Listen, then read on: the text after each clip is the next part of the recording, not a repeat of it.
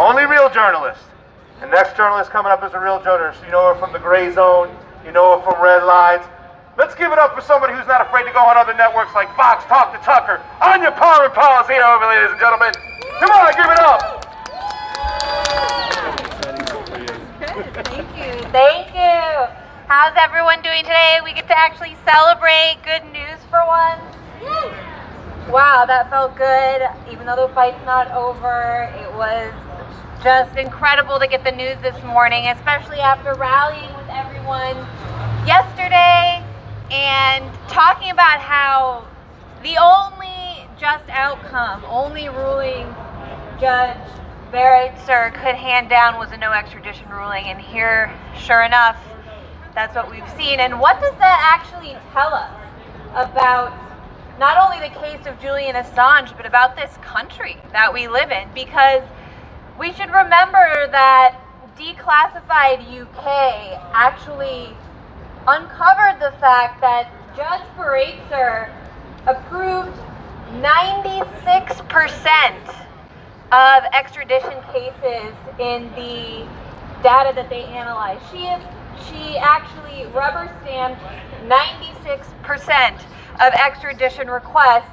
that came across her desk, through her court.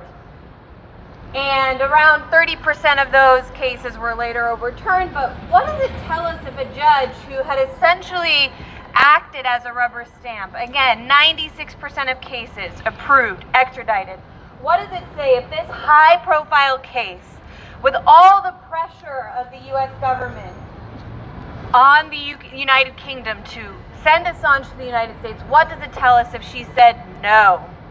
Not simply because the case is unjust, as you and I know, but her reasoning was because Assange would actually be at risk if he came to the United States and was going to be subject to our prison system, that he was at risk of committing suicide.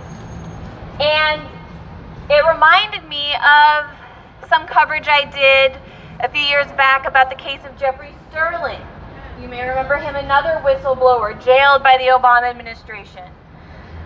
Actually, a black man who had accused the FBI of discrimination, brought a suit against the U.S. government, and then was prosecuted by our first black president.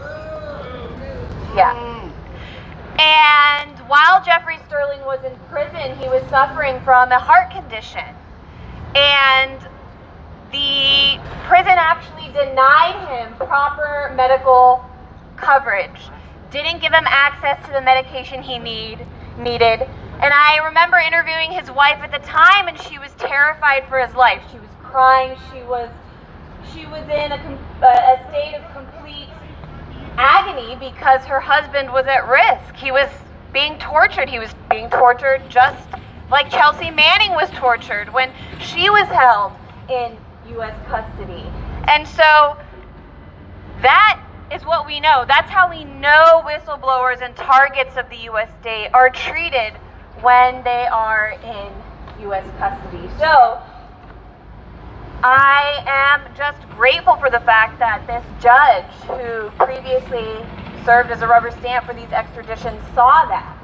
But it should cause us to all reflect on the prison system in this country where we live. And it's not only whistleblowers. I mean, that's high profile, those are high profile cases.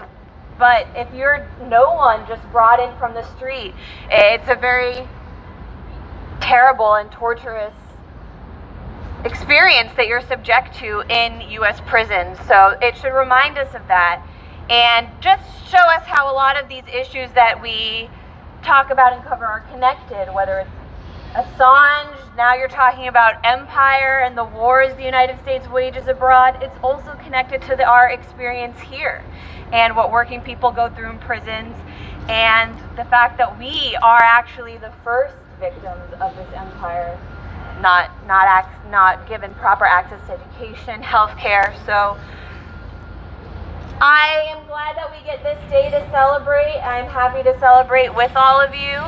I'll be watching, I'm sure, with all of you on Wednesday, the bail hearing, and hope that we actually see Julian free. Wouldn't that be incredible?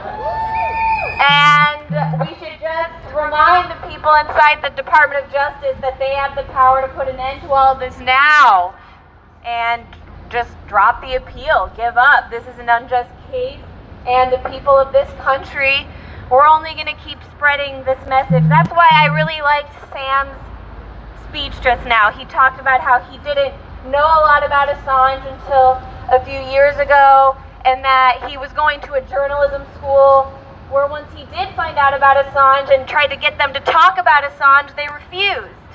But Sam is here with us now, and there are a bunch of other Sams out there that we're going to meet and get this message to, and we are the majority. I truly believe that. And so we'll keep spreading the message. I was looking today at an old picture that I had of this shirt that I got a few years back from WikiLeaks, and it had a picture of Assange on it, and it said, "Viva la información." So I'll end with that message. Viva la información. Stop the appeal, or grant Assange bail. Any way that we can see a free Assange, that'll make me happy. Yeah.